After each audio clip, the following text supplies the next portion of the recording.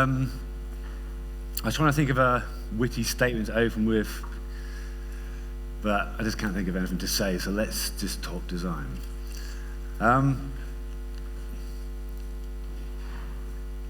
Right. Visual and graphic design on the web is becoming standardized. Trends have been adhered to like rules. And the web is starting to do the same the world over, and many companies are losing their identity online. You've got companies like Squarespace, Wix, and other website builders who are sort of encroaching on our business, and they'll continue to do so as their solutions become ever more sophisticated. And so web design is like becoming a commodity. For many, it's like the fast food of design. So where are we in 2016 with the supply and demand chain? We have platforms like Dribbble and Behance. There are thousands of great designers out there. Competition is high, and supply is high. And for many, some people that will ultimately push prices down. So how do we survive as web designers beyond 2020? Why should anyone hire us? What makes us unique? Be the black sheep. We need to remove ourselves from this sort of rat race. We need to stop chasing the crowd. We need to create distinctive and engaging web design that builds our client's identity, also builds your own. So for the remainder of this talk, I want to take you through a 5-stage process. It's a process that I use on pretty much every project I work on. It sort of shapes the visual identity, visual design of the websites I work on. And to me, it's the key to the success of those projects, and ultimately the key to winning more exciting work for the future. So this first stage is recognize. Help your client recognize that their identity is unique, and it's key to creating distinctive and engaging design. We need to have a conversation with our client straight up. We need to establish common ground and get them to understand that their identity is going to be the backbone of this visual design and identity online. We need to discourage emulation. I don't know about you guys, but I get a bunch of links at the beginning of most projects of sites that the client likes or sort of sees themselves in. And normally it's Apple and Stripe.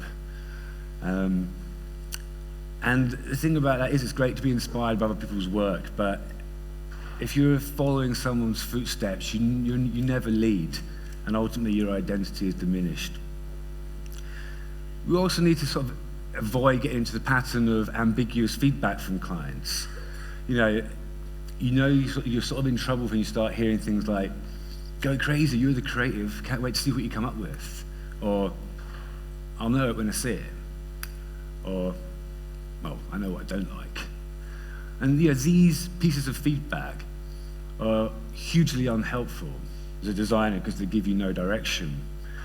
But it's also an alarm bell to tell you that your client doesn't know what they want.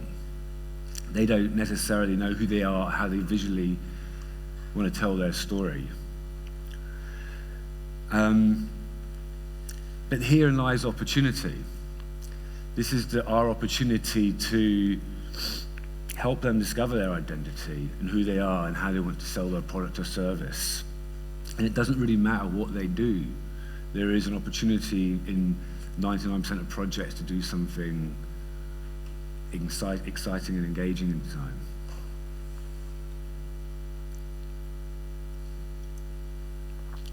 So, the second stage after you've established this common ground is to extract. Extract as much information as possible from your client. We need to build a picture of our client. We need to understand their product, their service, their mission, the reason for being, the values and attitudes, their goals and their long-term vision.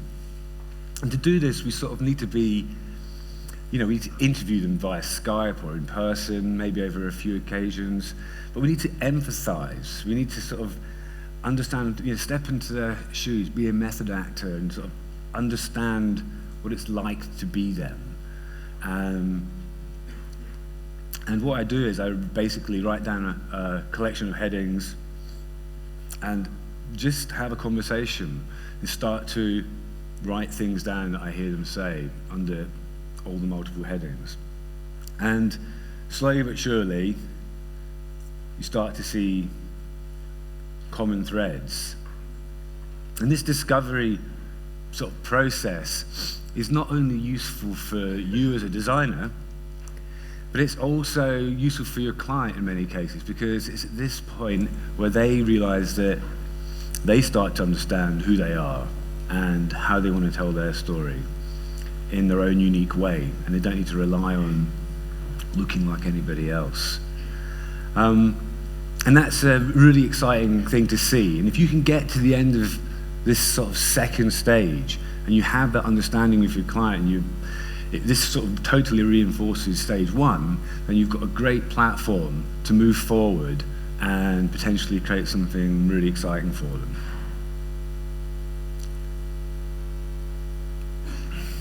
Distill. This is really distill and storify. What I do here really is I take the common threads that have started to come up in our early conversations, and I sort of want to boil all this down to a few key words and create really what I call sort of the movie title strapline or tagline. And I do this because it sort of creates a theme and tone for a design. It's sort of the compass. It gives you direction and helps you gives you direction through the process, helps you build a story, and really will be key to shaping a visual identity. So a really simple example of this is a movie poster. And this is a movie poster that I designed for an upcoming vampire movie called Eat Local. It's set in a farmhouse over a 12-hour period at night. It's surrounded by trees. It's about vampires, and it's due out in 2017, directed by Jason Fleming. And this is a small piece of work, but it's something I did pretty quickly. But essentially, I still use this similar sort of process, this way of thinking. I spoke to Jason, got the lowdown in the movie, I read the script, and then just started to make notes that things that stand out to me from the script and my conversations with Jason, to try and think of something to, sort of think of something to hang the design around.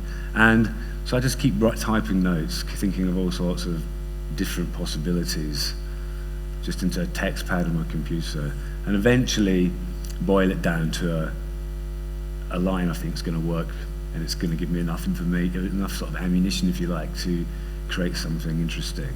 And in this case, the strapline I came up with was from the farm to the fork, and it works on a number of levels. Obviously, it relates to Eat Local and the whole concept of getting your food locally from a farm and straight to your plate. It relates to the fact it's set in a farmhouse, but also it gives me this great opportunity to use a fork as a design. And ultimately, I'm thinking, well, if I break out the two middle prongs of the fork, I'm left with what looks like two vampire teeth. And also the negative space in the fork is sort of like a looming figure in there. And so by using this sort of simple technique and bringing a strapline to the movie title, it gives me a way of creating this visual design that I wouldn't have otherwise had. And so I want to share with you a couple of sites I've designed that I've used this way of thinking and to come up with a sort of an identity for my clients that can hopefully help them stand out on the web. So the first site is a site I designed a couple of years ago now, and it is a site for a company called Mixed. And Mixed are a web agency based in the UK. And they have the same makeup of most web design agencies. They have people, a body of work, an office, foosball table, bikes hanging on the wall, all the usual stuff. But and the thing is, there are thousands of web design agencies fighting for the same work, and so it's a challenge to think, well, how can I give them an identity that sets them apart? So I spoke to them, went through the first few stages I've just described to you. I make a whole load of notes. I look for the common threads. And in my conversations with them, the thing that was standing out to me was that they were an agency that did could do quite complicated back-end sort of web work for big organizations. And, you know, they talked to me at length about this, but there's always this caveat that they still valued visual design as well, and obviously good UX, etc. And this was a repeating theme that came up in our conversations.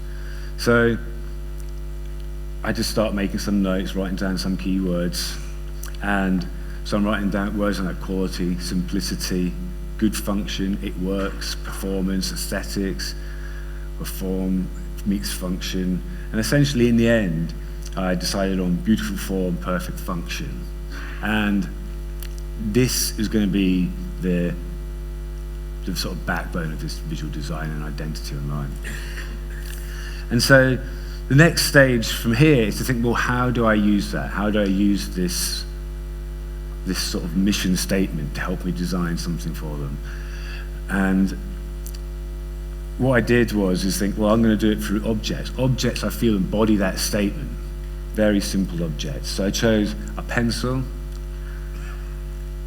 a chair, bicycle wheel, and a spoon. And when you land on their homepage, you're randomly delivered one of these objects along with the strapline, beautiful form, perfect function. And this instantly gives them a unique, sort of bold visual identity. But it also gives me then a sort of a theme that I can take through the entire site and just come back to it and use at any given opportunity. For example, when I'm talking about on their sort of like about page, I can use other phrases like design simplicity, or quotes like the best design is the simplest one that works. And the entire site has this story behind it, this sort of beautiful form, perfect function storyline that runs right the way through it.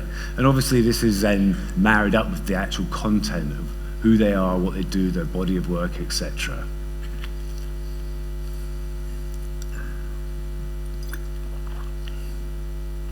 So the next site I want to share with you is a site I designed this year, and it's for a company called Belief. And Belief are a culture and identity specialist, and they help companies articulate who they are and sort of why they matter. And in a funny way, what Mark, the founder of Belief, does is he goes into companies and does a similar thing to what I'm talking about here, but he does it with people and teams and ultimately companies. And so in our early conversations, Mark and I saw eye to eye very quickly. We both had the sort of same philosophy here. And we very quickly realized that, you know, dealing with something like culture and identity is a concept is sort of relatively abstract, and the most obvious way you would see this sort of thing visualized online are pictures of people leaning over desks, swiping iPad pictures and stuff, and people, teams through glass office walls, etc., and which is just exactly the sort of thing you would expect, and is not going to give Mark's company a visual identity that is recognizable and unique for him. So what we did was we took the idea of the companies that he works for and created a metaphor for them, and that metaphor was a tree, like the tree, like the trunk of the tree being the core of that company, the sort of founder's initial idea, the branches being all the different sort of parts of that company, departments, etc., and the leaves being the people. And so this then gave me a concept to design around to explain the process of what a company goes through when they do this program with the Belief process.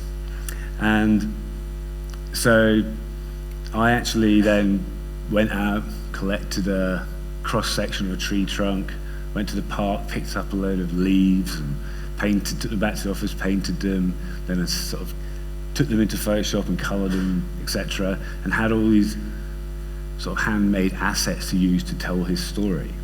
And so on this secondary page, it's talking about sort of an introduction to what belief is. And then there's a page called the journey page, which is a much longer page, which I'll show you over the next 3 slides here, which explains the process a company goes through if they take on one of these courses.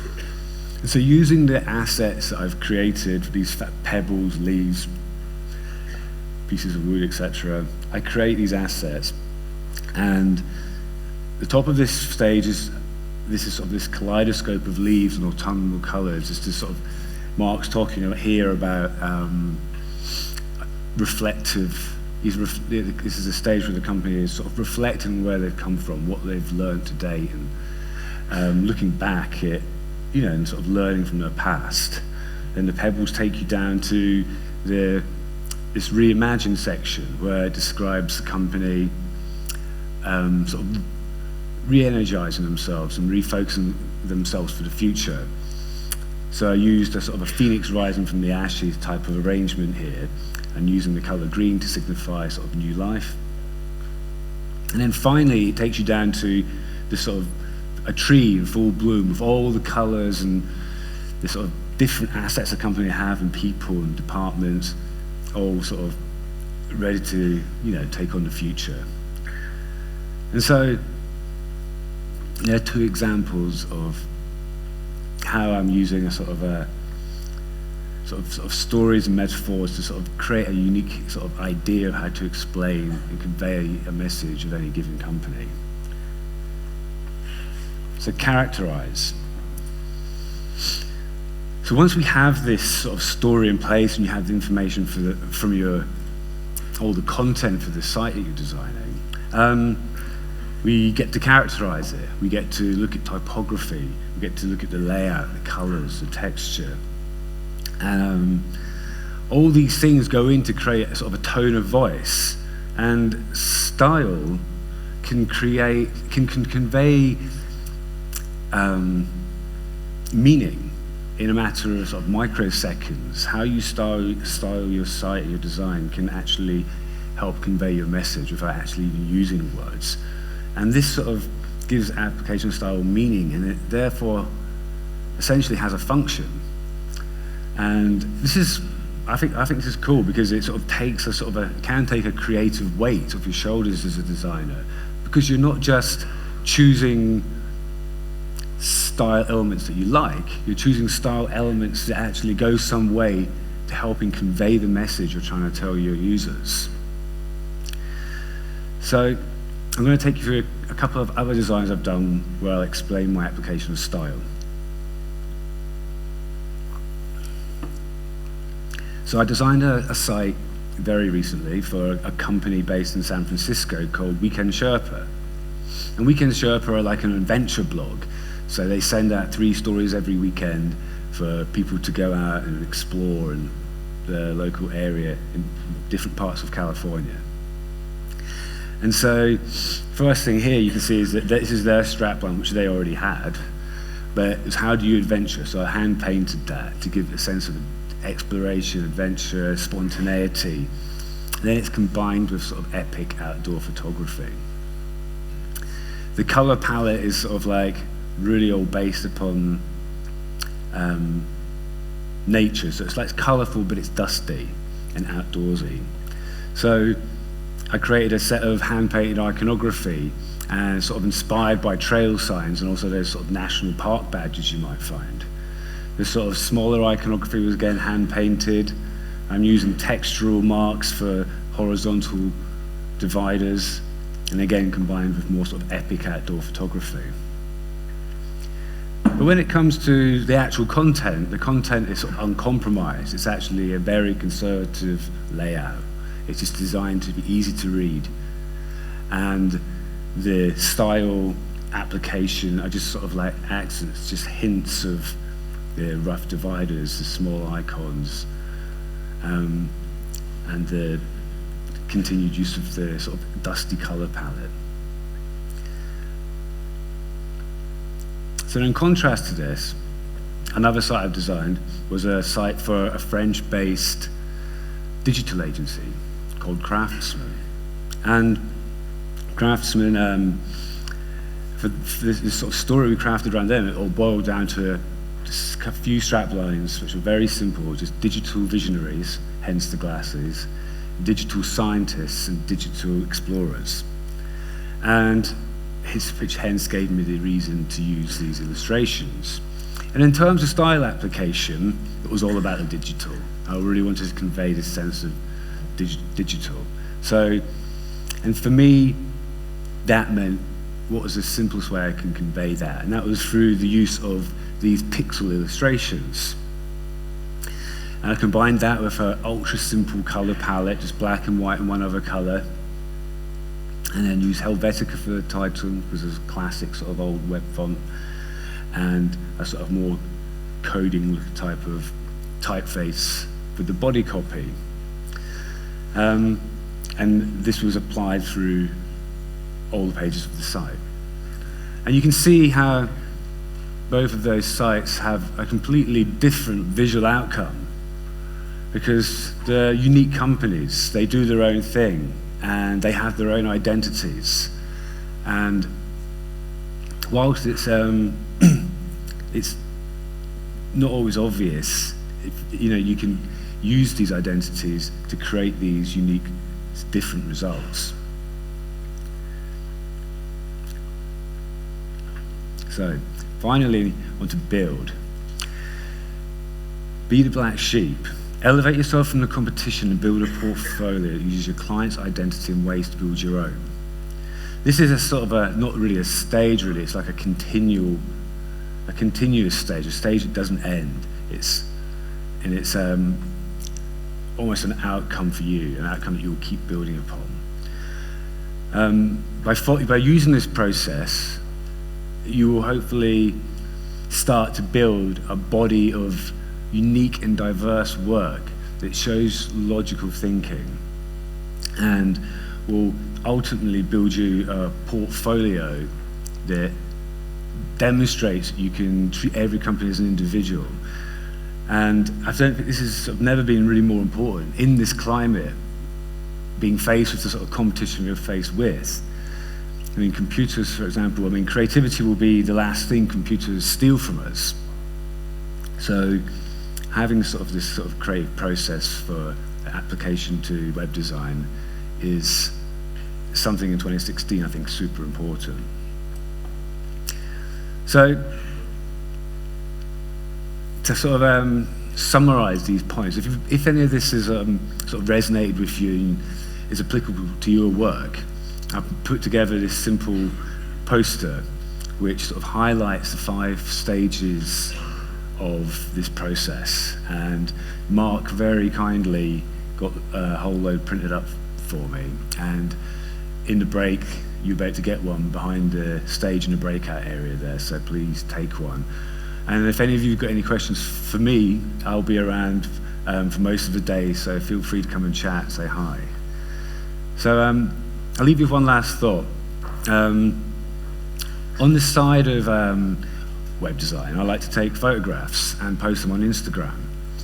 And the reason I love to do that is because I love the idea of conveying what it's like to be somewhere at any point in time.